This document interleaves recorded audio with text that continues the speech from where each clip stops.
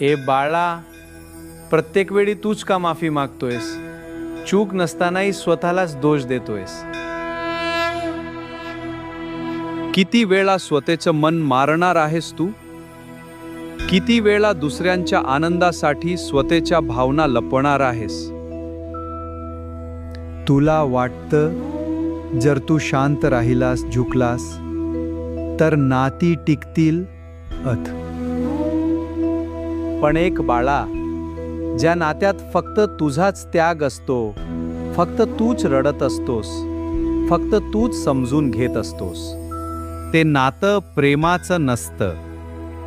ते तुझ्या मनाची परीक्षा असते. स्वतःला इतकंही कमी समजू नकोस की लोक तुला दुखावतील आणि तूच त्यांची माफी मागशील. लक्षात